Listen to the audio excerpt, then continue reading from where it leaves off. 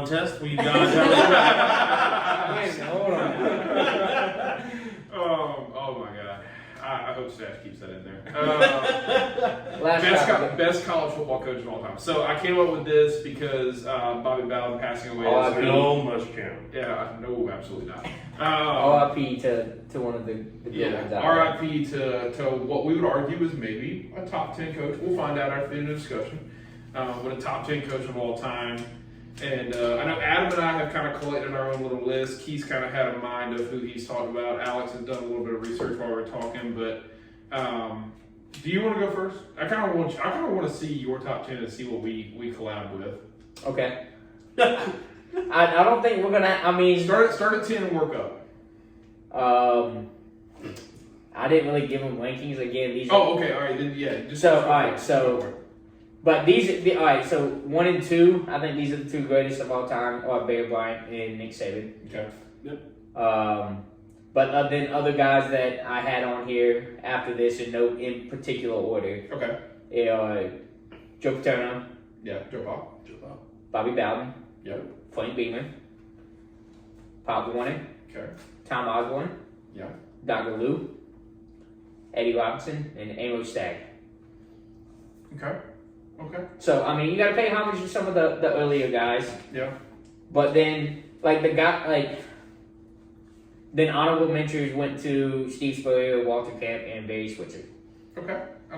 Steve Spurrier. Was Steve Spurrier on that list solely because he was a South Carolina coach? No, I mean, he is the only coach to win a Heisman and coach a Heisman winner? I believe so. Yeah. And I believe he was at one point, him and Bear were the only two coaches in the SEC to ever be the winningest coaches at both schools. I was going to say, he is the winningest coach at Florida, right? And South Carolina. He is winningest at South Carolina. And Bear, I think, is still the winningest coach at Alabama and Kentucky. But I think Nick will probably end up passing him, obviously, in the coming years. So. I mean, Steve's got a good resume. That's why I say he was an honorable mention. Yeah, Steve's a good honorable mention. And, Urban Meyer's a good honorable mention. He's got 3 natties. We were laughing about it, but the guy's got 2 natties at Florida and a natty at Ohio State. So, he's certainly an honorable mention.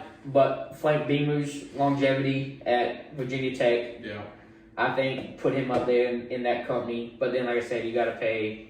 I think respects to, like you're saying, Tom Osborne, Amos Stagg, and Eddie Robinson. Do you know who Amos Stagg is? Amos Alonzo Stagg? Mm. Remember how I always joke about how the University of Chicago was so dominant in football? Oh, yeah, I remember. It's like 1893 or something like that. Yeah, it was 1892 when he first got there. He was 1892 to 1932. He was there for 40 years. But he won 7 Big Ten titles, which is kind of crazy. Actually, it was Big 8. The Big 8 was the Big 12.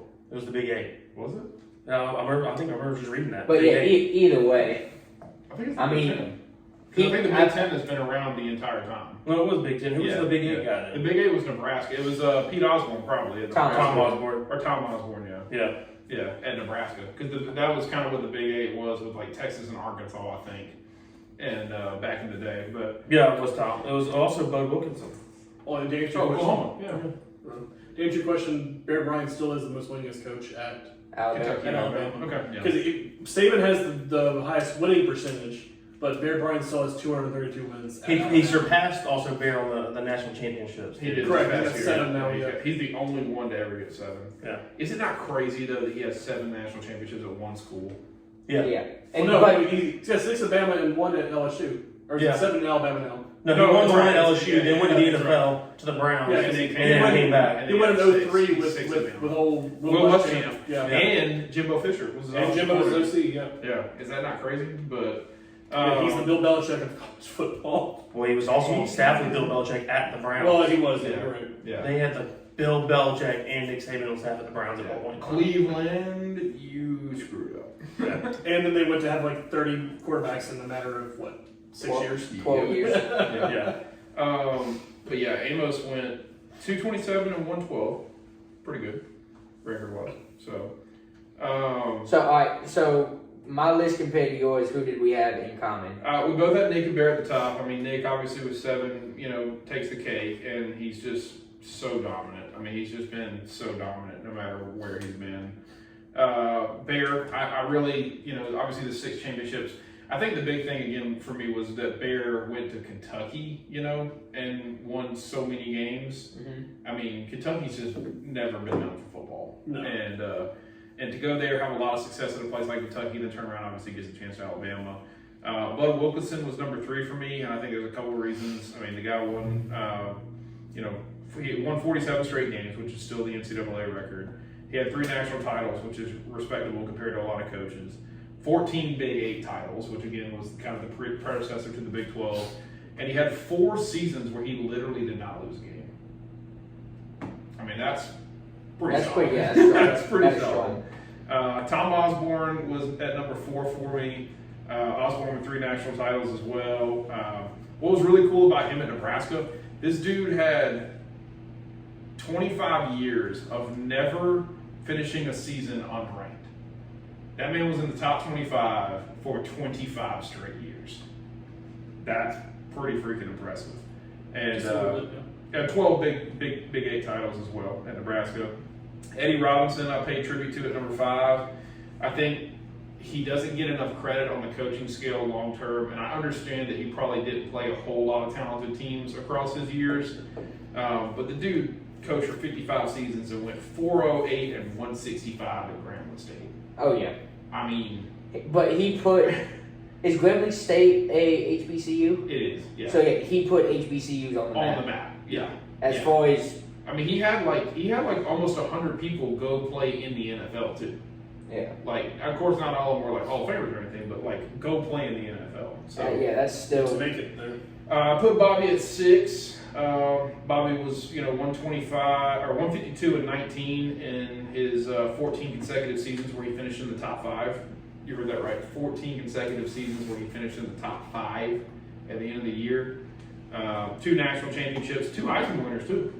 Jameis and No. No, Jameis was under Jameis Jimbo. Was under Jimbo. It was Charlie Charlie Ward Chris Winkie. and Chris Winkie. Yeah. And A 29-year-old rookie for the Panthers. yeah. oh, So He was Brandon Whedon before Brandon Whedon got there. he was Brandon Whedon before Brandon Whedon got there. And then I had old Amos Stagg we were talking about, which I thought, was really cool. I mean, if you've never heard the story of the University of Chicago in football and being in the Big Ten, but I mean, there's a couple guys that I think got left off this list that are from that same era of like late 1890s, early 1900s that I think paved the way. Pop Warner. For some of these coaches and just the way they thought about the game, changed the game, play wise, this, that, and the other. That kind of, like I'm saying, like set the tone for some of these other coaches to come in and be successful. So, Keith, Alex, y'all got any? Yeah, I'm gonna go with. I think Bear Bryant's the top. Nick Saban's second. Joe Paterno's up there. Looking at Amos stuff, Amos Stagg. Apparently, he also innovated tackling dummies, Statue of Liberty, the onside kick, and putting numbers on jerseys. Apparently, they can trace the roots of all those things to him.